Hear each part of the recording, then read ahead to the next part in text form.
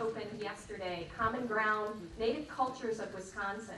And when we needed an expert, we looked towards our university system and we found the man who wrote the book on the Indian mounds of Wisconsin.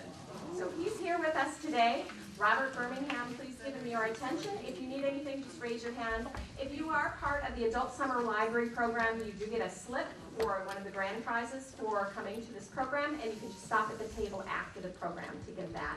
Thank you so much, and welcome, Robert Birmingham.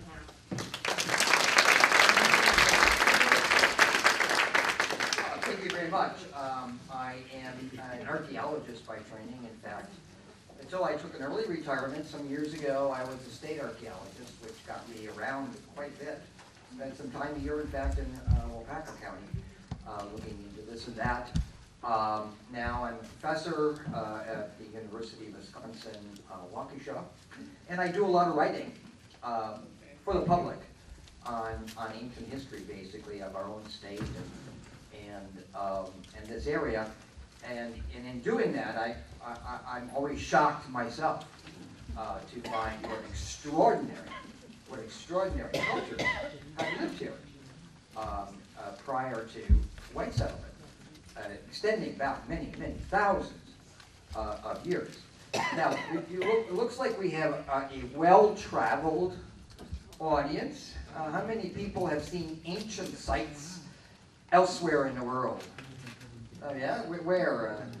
Give me some examples. Egypt. Have you been to Egypt? Yeah. Oh, you know, we went to take students on study abroad classes, and we went to Egypt before the trouble. Just a year before everything happened. And you know, we'll probably never ever go back. You know, I mean, for a long time. Guatemala, Mayan sites. Yeah. Mexico. We did a study abroad to Peru, and Peru is now my #1 place. Machu Picchu is magic. It's magic, absolutely magic. Any place else? Yeah. Israel. Oh yeah, phenomenal archaeology. Yeah. Turkey. Phenomenal ancient sites there. Anybody been to Stonehenge? Yeah. Stonehenge. Yeah. So you're familiar with some pretty spectacular ancient societies, and I want to talk about another quite a world wonder, literally a world wonder, that is literally in your backyard, and that is the ancient Effigy Mound phenomena that was centered, in fact, here in Wisconsin. Went a little bit into some adjacent states. The research I've been doing for a long time after it started to occur to me that this was not just another ancient society, but in fact one that is comparable to some of these societies we just talked about elsewhere in the world. And it's also starting to occur to other folks. Last year, we had 40 archaeology visitors from England, for example, several who are working at Stonehenge. They came to see our mounds, you know. So we're going over there to see their stuff because we think it's pretty hot. They're coming over here because they think this is also very extraordinary. We in Wisconsin really have not paid very much attention to this because of the sort of in your backyard phenomena. Well, if it's in your backyard, it can't be that important, you know. I'm going to spend $3,000 and go to, you know, Stonehenge. So that's normal. But this is what I want to talk about today, and the ancient Effigy Mounds, and also sort of what's going on here in Waupaca area with regard to these mound buildings. But let's first define what I'm talking about. How many people know what an effigy mound is? Yeah, the effigy mounds were built by ancient native people, only for a couple hundred years in the past, and they were made of dirt, earth, and they were sculpted. I mean, they weren't just piled up. They were sculpted from the natural environment in the form of animals and special spirit beings. Oftentimes, most often, these mounds have burials in them, burials of human beings, but many times not. So these were obviously is appropriate to bury people in these mounds, but that wasn't the point. The point was it was appropriate, but something else is going on that I'll talk about. But so effigy mounds made of dirt, basically, in the forms of different animals and, as I said, spiritual beings. Here is an aerial photograph of some effigy mounds on the Wisconsin River down in Richland County. These are notoriously hard to photograph because many times they're very low, 3 or 4 feet high, but they can be colossal in scale, but low. So they're not really easy to photograph. But this a DNR guy doing a herd hunt, a herd count of deer, caught this photograph, and you can see the mounds, right? You can see a bird, which is one of the very common mound forms. At the bottom there is actually a bear, again another common form. Some of the other ones, there's a wolf or a fox below this. Some of the other mounds we're just not too sure of, but I just wanted to give you a visual image of what I'm talking about when I talk about effigy mounds. And these are almost never built singly. They're always in groups. They're almost like in ceremonial centers, for those of you who traveled, you know, in large groups. And they were built between, we believe, 700 and 1100 AD, 300 or 400 years. Now, to give you some perspective on that, people have been living here for 12,000 years. But it's only during this period that we see the effigy mounds. After that, people were living here, of course, but they actually had changed their customs and didn't make mounds at all for any reasons. So what I have been very interested in is what is going on here? You know, why are they doing this? What do these mounds mean? Why were they building them during a certain period, and why did they stop? So there's a few things I'll be talking about, although I can't pretend to have all the answers, and that would put me out of a job, you know, if I wrapped it all up. But we do have a tremendous insight that, for example, people in England do not have about Stonehenge. And that is the descendants of these people who built these mounds are still among us. And they still have the same religious beliefs that are responsible for the mounds. So we can take that information and very directly relate this to the meaning of the mounds. Now you go to England, well, I mean,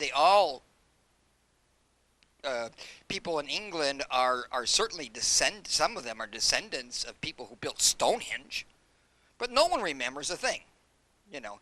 And archaeologists have come up with some good interpretations, but there are lots of stones there of different colors and so on, and the meaning of those has just totally forgotten. Ironically, here in the Americas, we took the descendants of the people who built these, and we isolated them, we marginalized them, and in doing so, they responded by keeping their traditions and not changing, you know, too much, to the extent that we have that information. At least the worldview that is responsible, and that's very exciting. All right, so let's see. I'm gonna try. I showed you an aerial photograph. I just wanted to show you some new technology that is helping us, revolutionizing archaeology all over the planet. And these are satellite or aerial photography that uses lasers. It's called LiDAR, and the lasers cut through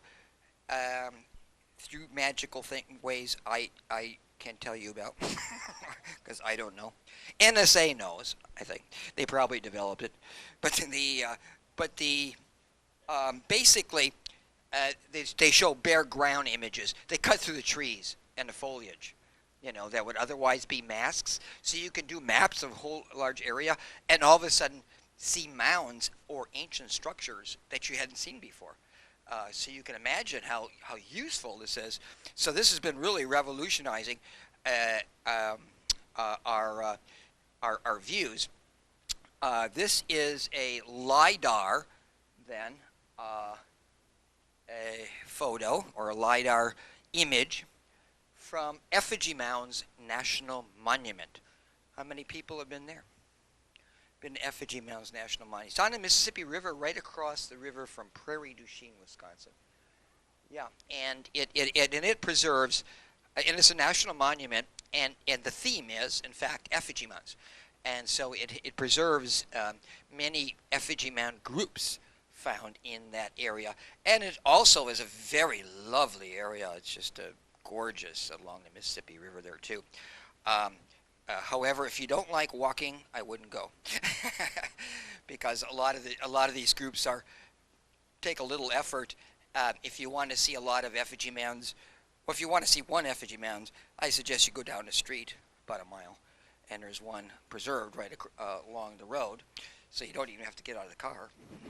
And in Madison, where I come from, we have 22 parks in the whole area. 22 parks that have mounds in them, some whole groups, due to the efforts of some one individual early in the century who thought that it would be important to preserve these kinds of things that were being destroyed.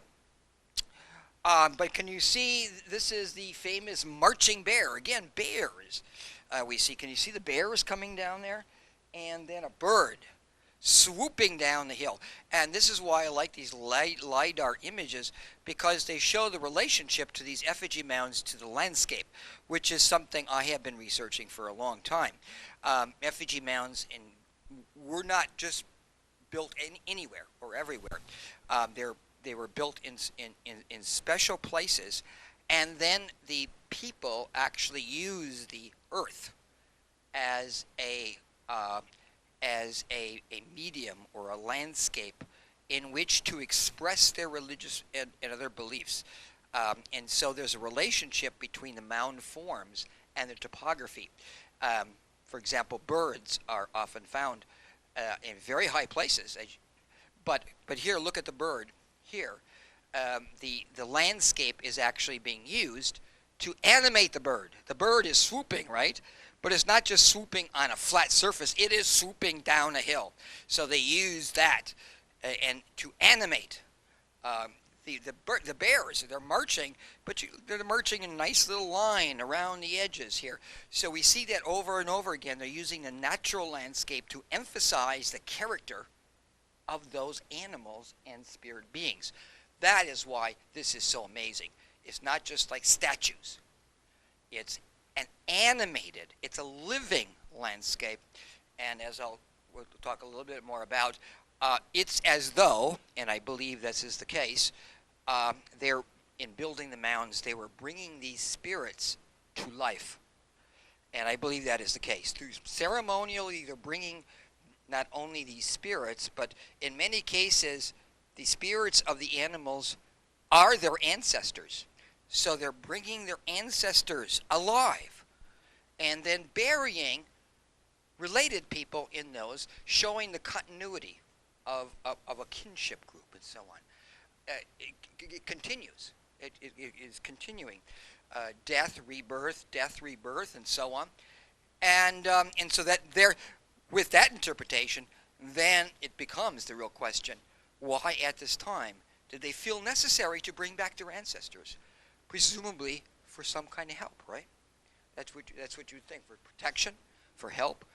And so that's what we're trying to figure out, is what kinds of help. What was going on in the world, in their world, that made them desirous of going through special ceremonies to bring spirits and their ancestors alive again for help. But you can see again. This is a valley. You can see that very clearly. You can see the landscape. I mean, just very, very clearly. And then how the mounds. You can do this. You can't do it too much with aerial photography, straight aerial photography. And if you show it on a map, well, maps are flat, and you can sort of indicate elevation and stuff like that. But these are three-dimensional, and with that three-dimension, wow, we see things that are even surprising us now that we really didn't consider.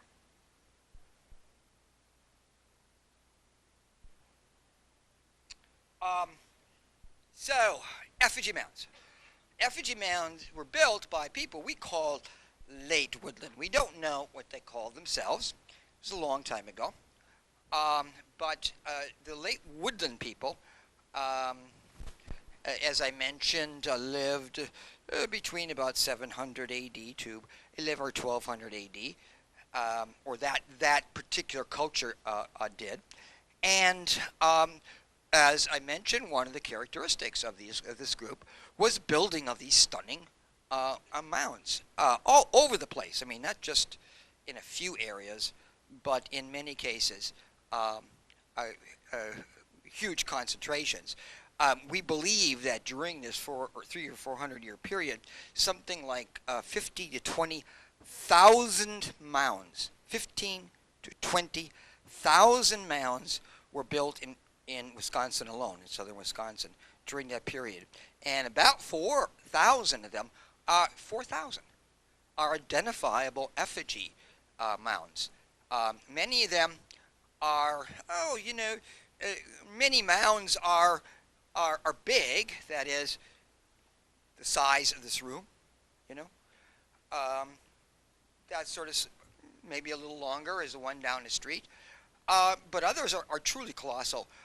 One bird mound in Richland County, which has been plowed down, but we can still see on aerial photographs, had a wingspan of a quarter of a mile. In Madison, you can see effigy mounds that are 800, 900 feet long. So many of these, again, are colossal. So you take these colossal forms, put them together with this landscape sort of thing, and again, you come up with a world wonder. The people are stunned when they see this. But the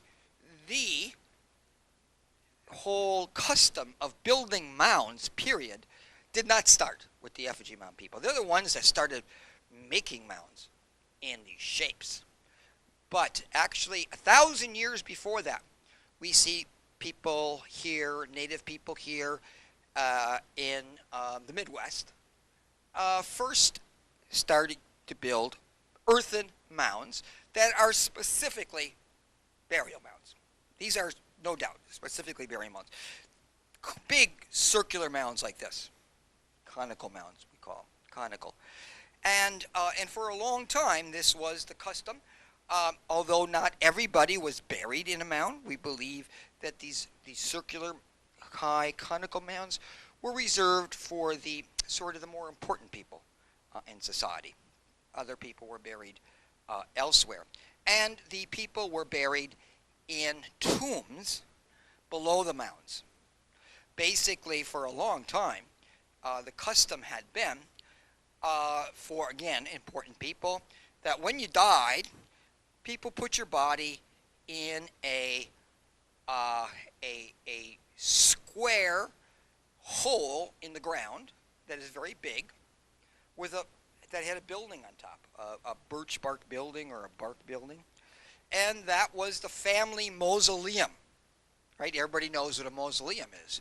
So, Indian people buried important people in mausoleums, but they were partly underground. And then when that mausoleum got filled, or they needed to move on, that building was collapsed or burned, and then filled in, and a mound placed over it. So the mound here is a marker.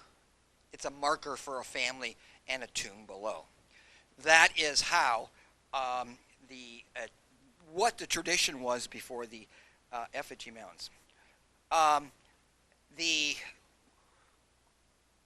the time when these first mounds are being built, it's correlated with the fact that people are starting to settle down a little bit more. They're starting to live in more permanent communities, and so they're literally they're beginning to make cemeteries, whereas before people pretty much are buried where they died. And if you're wandering around a lot, you don't really have a central cemetery, but scattered around. But people are starting to settle down a little bit more, and so now these cemetery mounds, and so you'll find whole groups of mounds, including here in Wapaka County. Many of the mound groups that were recorded here are just groups of these circular or conical mounds, probably dating to this particular period. At the same time, because people were settling down, they started to use other sorts of useful items. About 2,500 years ago, native people start making pottery for the first time. And this is 2,500 or 3,000-year-old pottery. You can see very well decorated and so on. We call these early woodland period. Now, why didn't they make pottery before? Well, if you're wandering around a lot, if you're mobile, if you're hunting and gathering and moving around a lot, hauling around big jugs of pottery would not be a very good idea, right?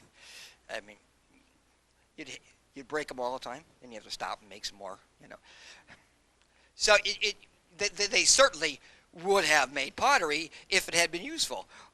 But baskets, bags, those sorts of things are more useful if you're moving. But when you start to settle down, then storing food using pottery makes a good sense.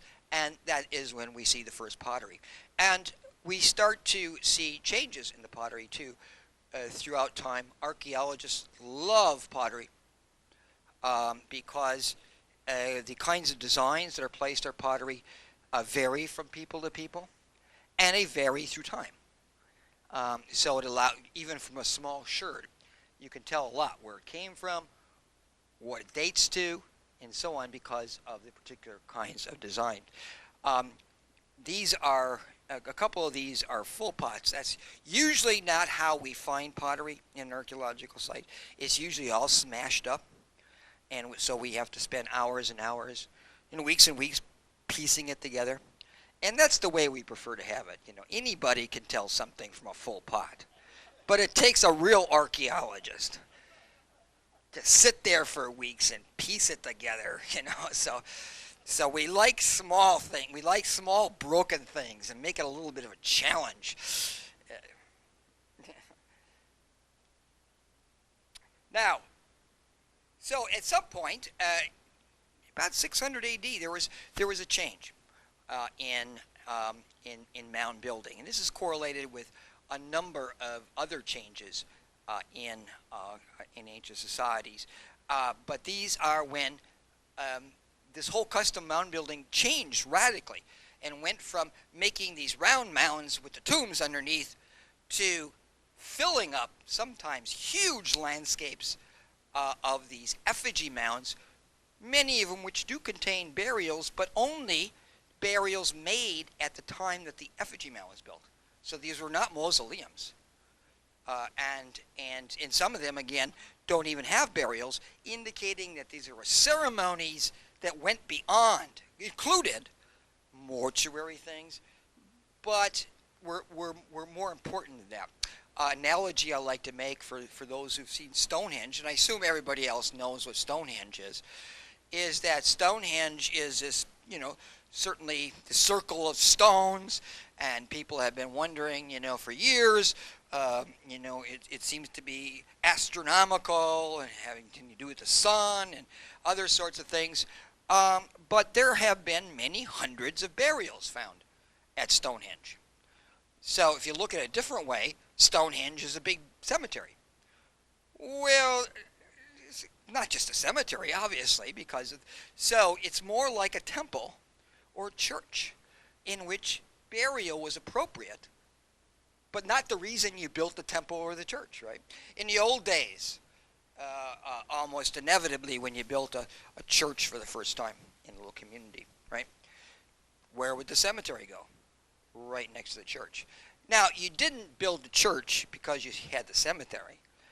The cemetery is put there because of the church. And so, again, the idea here is that church was not primarily having to do with the dead. Much more than that. But death was a part of it. Same thing, I believe, with the effigy mounds. There's something, these are huge temples covering landscapes, churches in which a variety of religious beliefs are being expressed. And then burial being part of that, because just like in our sense here, that is a part of religious beliefs. But effigy mounds are built in primarily here in the Midwest, and primarily here in Wisconsin. And as I mentioned, many thousands. The black dots you see here are not individual effigy mounds, but rather groups of individuals. Like I said, maybe if we add up all the mounds in these black dots, we would come to about 15,000 mounds. And you can see all kinds of clusters of mounds. Very high density where I come from, in Madison. Right here. And then, right there is Waupaca County, and you see in the southern part of Waupaca County, you see in fact where you are is the northern, you live in the northern edge of the Effigy Mound area, and we start to see some changes as we approach this. I believe you are technically in the transition zone, is that right? The vegetation? They call it the transition zone. It's a transition between the southern vegetation and northern. So you get both. You get the pine trees, but you still get oaks and stuff like that. So that's called the transition zone. And then just a bit further, we're in northern Wisconsin, no doubt about it, you know.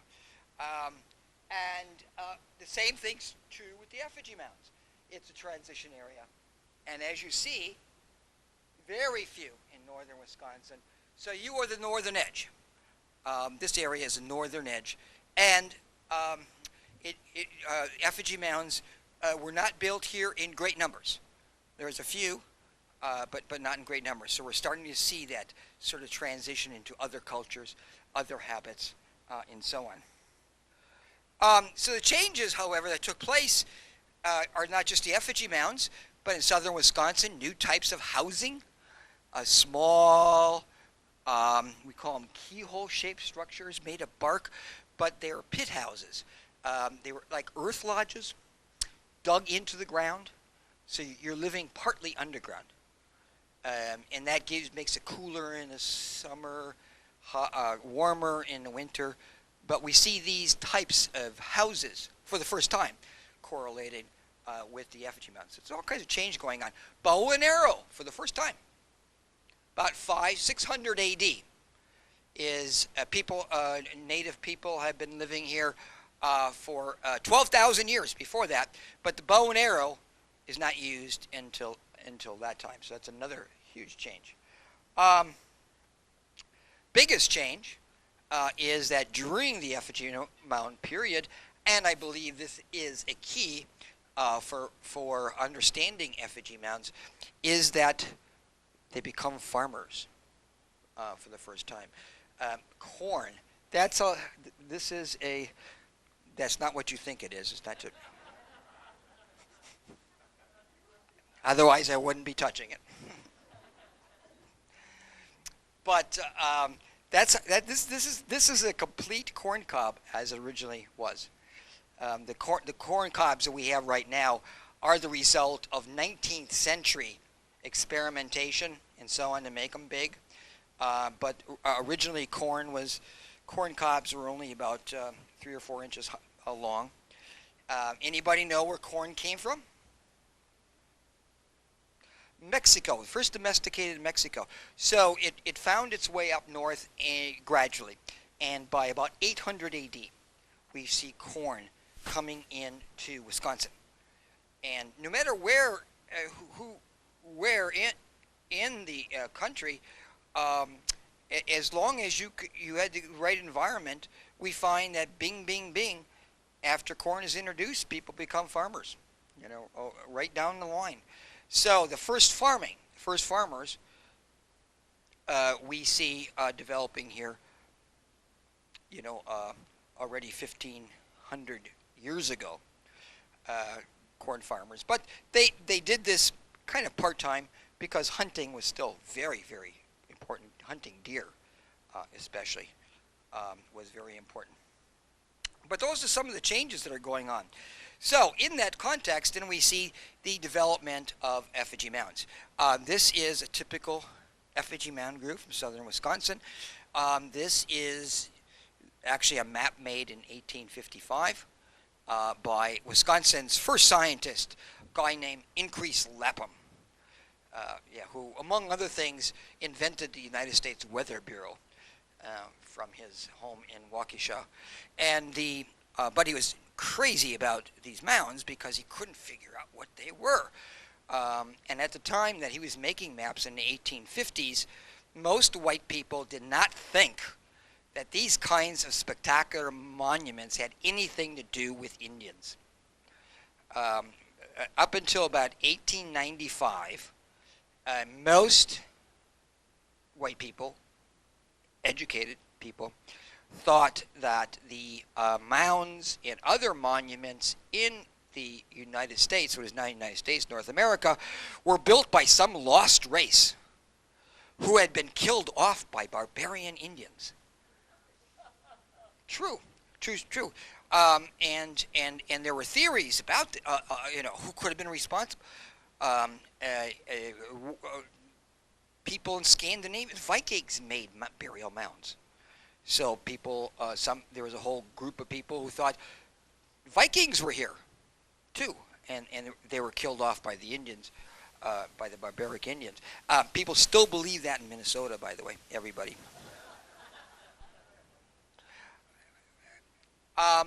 Lost Tribes of Israel was the #1 candidate. That these are built by lost tribes of Israel, and again, it had nothing to do with native people. Now, why was that? Anybody guess? Why would people go to extreme explanations? Was it?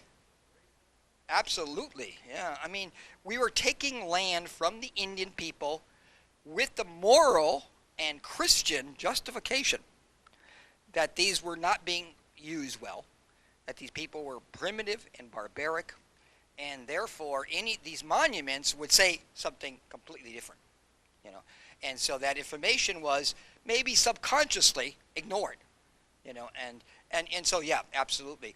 After 1895, the new field of archaeology pretty much showed that these are built by native people just in the past, and everybody said, "Oh, okay, fine." No one cared. You know why? 1895. All the land had been taken. It didn't matter anymore. So now we could give the native people a rich history after we had taken everything from them. So that's it. But anyway, so Increase Lapham became involved in this, and he argued. He looked at these and he argued that ancient native people might have made these, and he made a interesting argument. He said, well, the Italians don't make colosseums anymore, but are we to doubt that they are the descendants of the ancient Romans? And he was trying to say, well, societies change, and so it sounds silly to us now, but in the past, people really didn't have this idea of change, you know, that society's changed. So anyway, this is his map, and this shows a number of effigy mounds we know quite a bit about. Birds, and you can see behind the birds, very long-tailed animals, and even sort of straight like snakes. And what you can't see in this map, and I'm anxious to get now a LiDAR map that shows this, is that this is actually a slope. It slopes up, and the birds are on top, and those long-tailed animals are literally on the slope coming up from the Fox River, and in fact coming up from springs in the Fox River. Now we know in many native belief systems this corresponds to animals and spirit beings that are very important to them.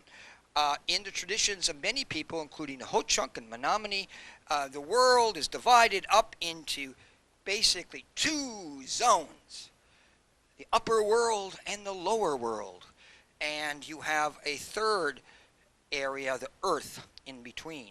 And each one of these worlds has special spirits and special powers that are tapped into. You have the upper world with the giant birds. People have heard of Thunderbirds, and there's an exhibit here. Thunderbirds rule the air. They're invisible. But you know when they're around because they make thunder. And that's the flapping of their wings, and light flashes out of their eyes, and they're great friends of human beings, but they are the spirits of the upper world. The opposite is the lower world, and this is sort of a yin and yang. It's an opposition. It's the opposite of the upper world, so it's more chaotic, menacing. It can be menacing, but there's special powers there that you can get and tap into. And it's sort of the dualism you see all through humanity, all through life, you know, light, dark, night, day, winter, summer, in this case, upper world, lower world, all the same sort of thing. And the lower world is, the real lower world is, in many traditions here in the Midwest, we know, were dominated by spirit beings also, and other beings. One was the great underworld, or the great underwater panther. The underground water panther, which is what the Menominee who lived in this area called them.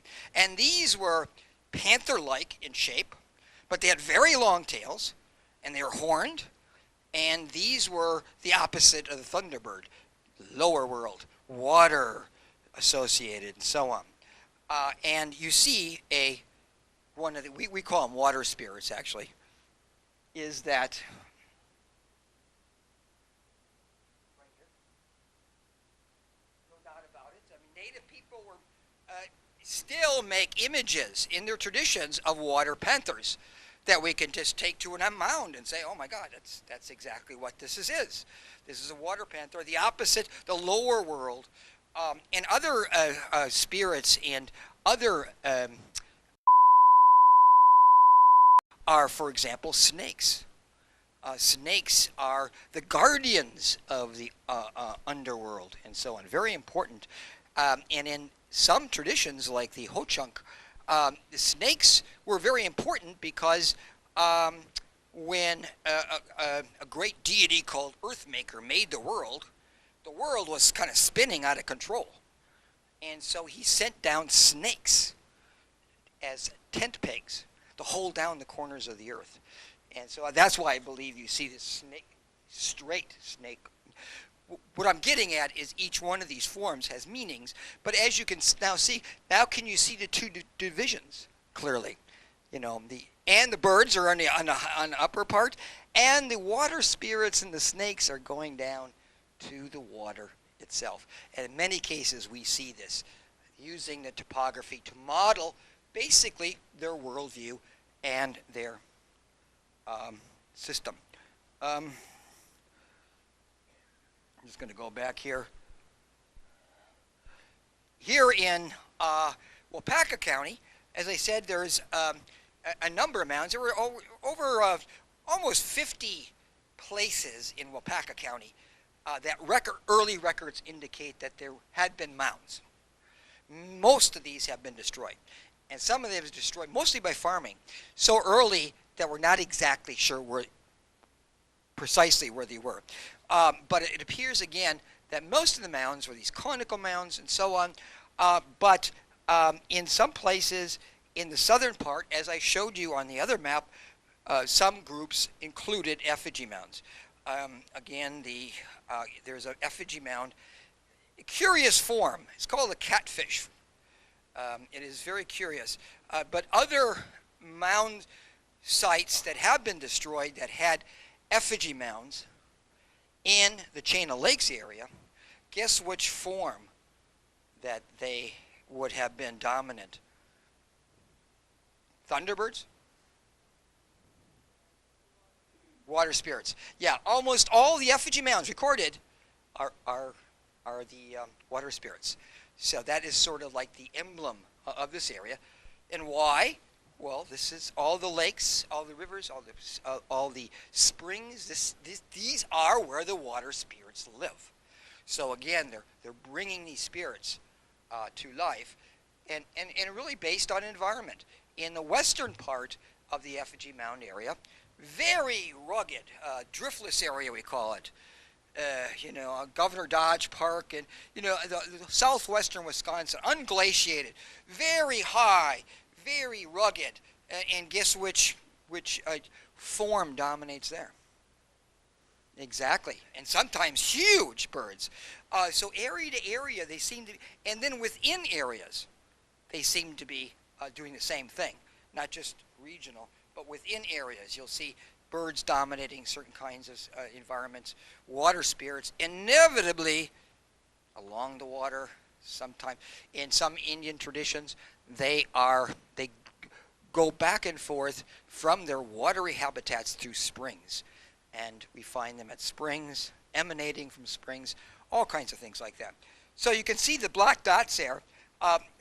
The last very large effigy mound site is actually way down there. Can you see the black dot? This is Sander site.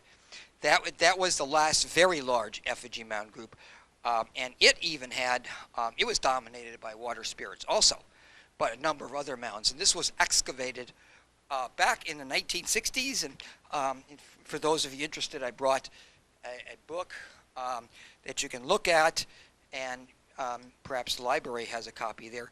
But it details what was actually found in these mounds. But that's like the last major effigy mound, and that's on the Wolf River itself.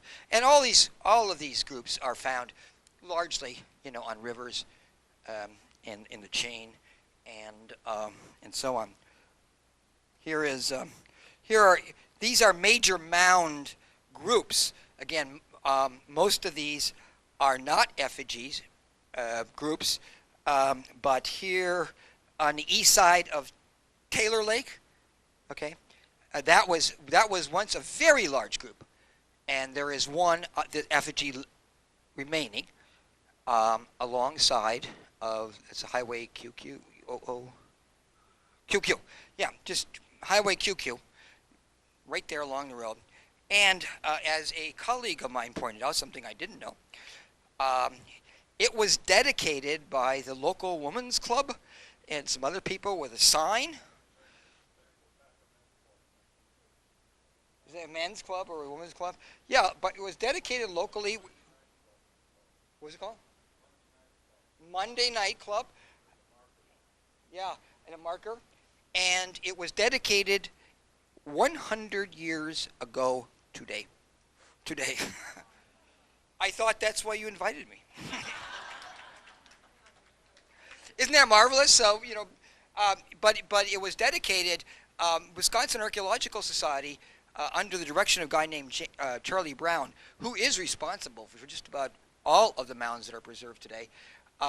He had that idea. He said, well, let's sponsor with local groups and mark these mounds, because people will then, if there's a historic marker, they'll appreciate it more. And sure enough, 100 years later, despite the fact that I'm sure it's people wanted to get it out of the way sooner or later because of the roads and stuff it's still sitting there.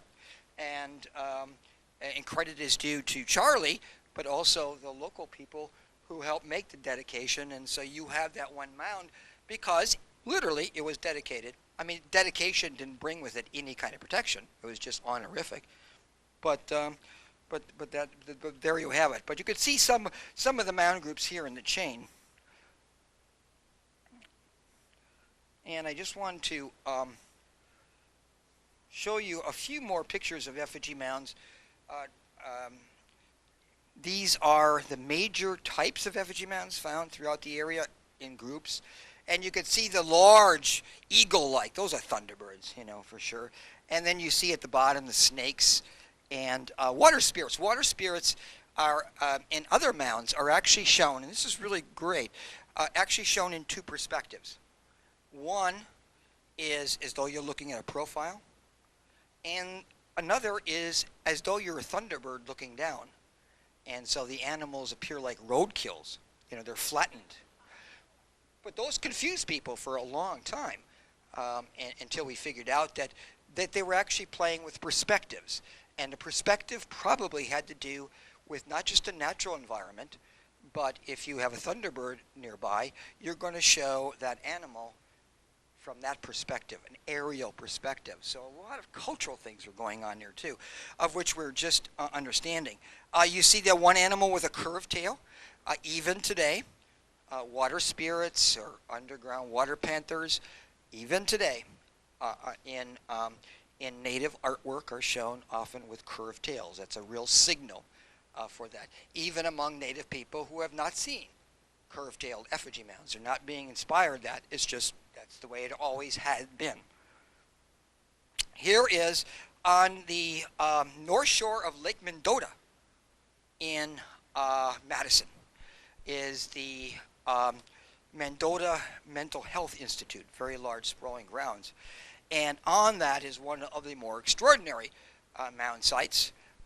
You can see that Eagle Mound there. That has a wingspan of 634 feet, the largest mound, bird mound existing. You can see it in relationship to the buildings and cars. Really monumental.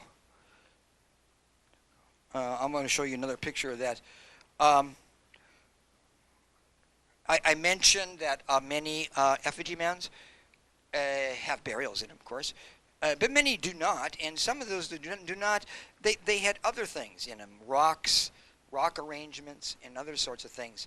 So there is still some ritual activity associated with even the mounds that are not burials.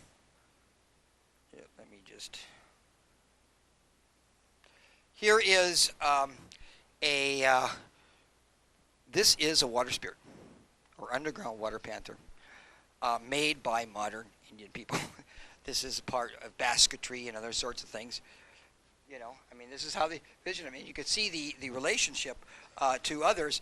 But here is, on the right-hand side, there is an effigy mound, all right? And it's one of these effigy mounds of a water spirit, horned water spirit, that is flattened. Can you see that? And then alongside it is actually a clay pipe made by people, Indian people of the same period.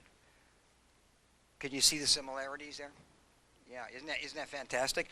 And now, okay, so you could say, well, you know, what's to prove that that's not a lizard? Here's another pipe that was found from the same period, and you see the same animal. Can you see on top there?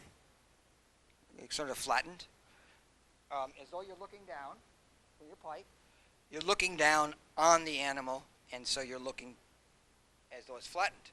And then there's the same animal in the other perspective on the side of the pipe. Can you see that? So that's allowed us to figure out what we had thought to be two different mound forms are actually the same one from different perspectives. And in fact, here in Waupaca County, the most frequent effigy mound form had been called turtles. We're not sure where that came from, but it always meant these flattened forms. Well, they're not turtles; they're flattened water spirits. You know, so now we know. We sort of change our ideas there a lot. And here is the the piece de resistance for our water spirits. In many cases throughout the eastern part of the Effigy Mound area, the native people not only made mounds, but also the opposite of mounds. We call them intaglios. Intaglios go. An intaglio is a reverse image. It goes in. It's deep. And so in some cases, they dug into the ground in the shape of animals rather than mounding them up. And almost all of these are water spirits, dug into the ground. Obviously not for burials or something like that, but the ceremonial idea here is that we are bringing a water spirit alive, but they are underworld, so we make the form into the underworld of a water spirit, right? Pretty neat, huh? And there's only one left, however, it hasn't been destroyed, and that's in Fort Atkinson. And you can see it if you go down there. It's an intaglio. And when it rains hard, it literally becomes a water spirit. Can you see that? It's filled with water. Such is the magic of that.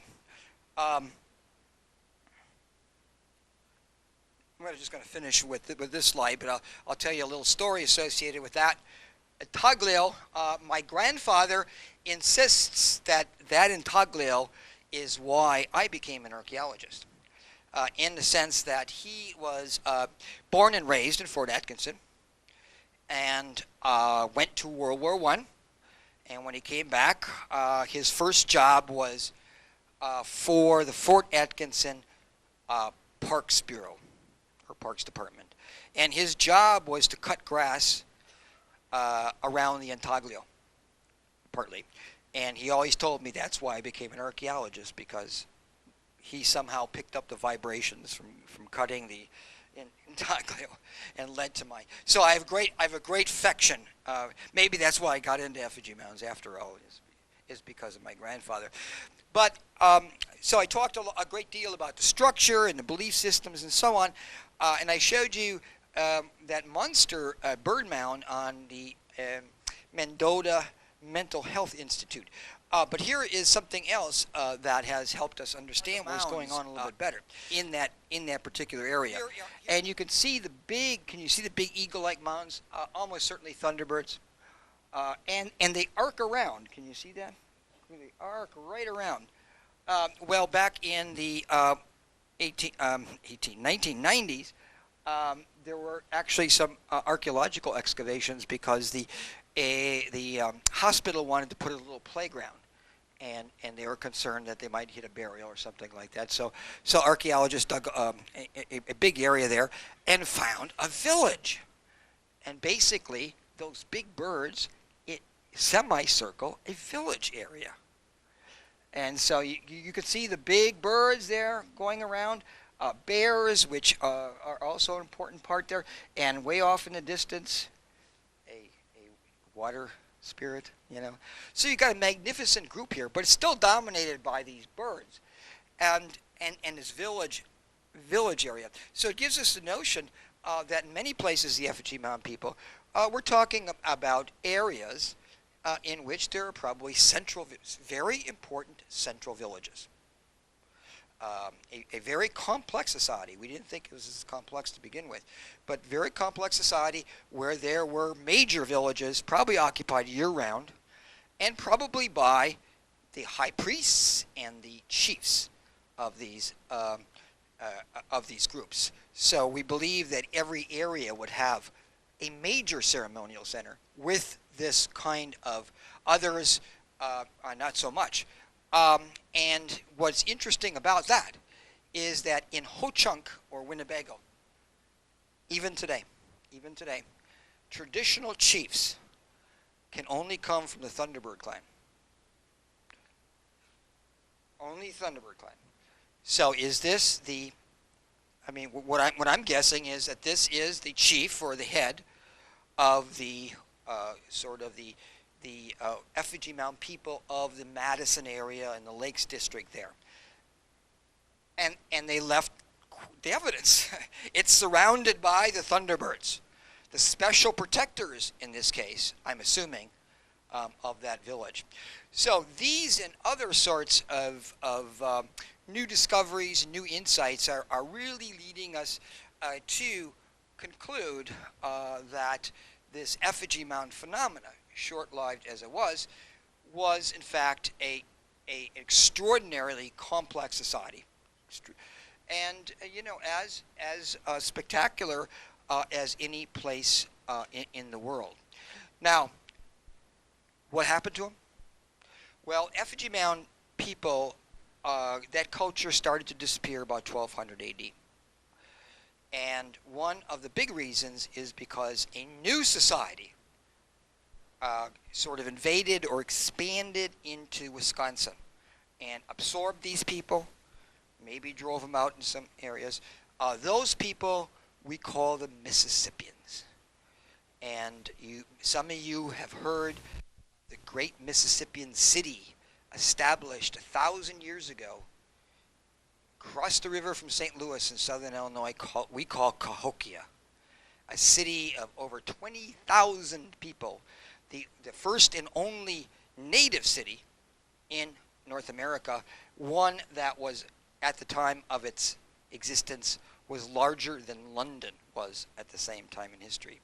And this great civilization expanded into Wisconsin, and we see the end of the effigy mound people at that time, probably being absorbed in one way or another. There's a great deal of debate about that.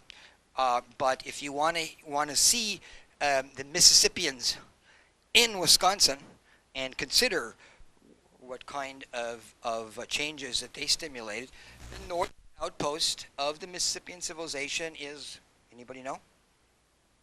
Huh? Astaland in Jefferson County. Is the town, ancient town of Astaland, which is a northern outpost of the great Mississippian society. So don't forget that in your travels also. And obviously Mississippians have a great deal to do with the end of the effigy mound period. But to talk about that, we would have to go another couple hours. So that's a lecture for another time. But I do have some recommendations.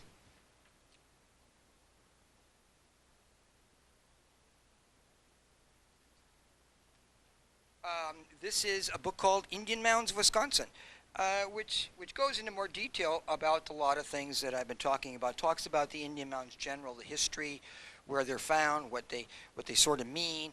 It even talks about the Mississippians and so on. It's written for the general public, and this is my newest work on effigy mounds. It is called Spirits of Earth, for obvious reasons.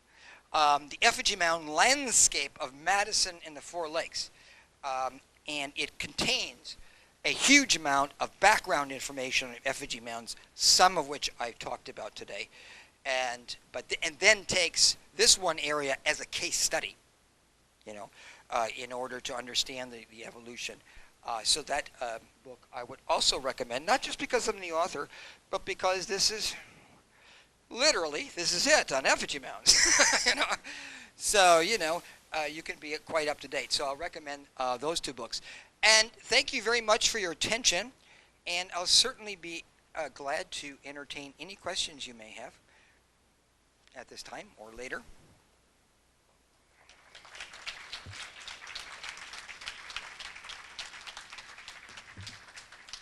Mr. Birmingham will be available after the program to talk to you about any questions that you may have as a result of the program.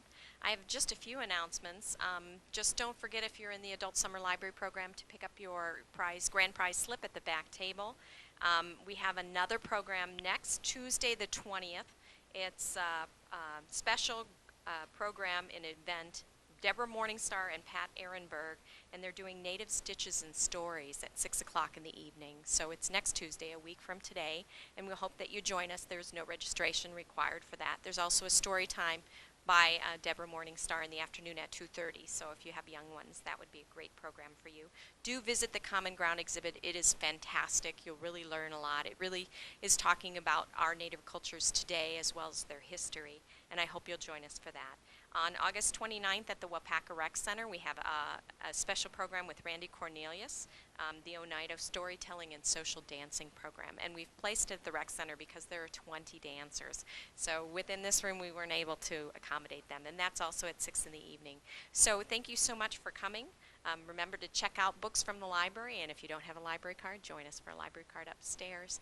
And Robert Birmingham will be here for your questions. Thank you so much.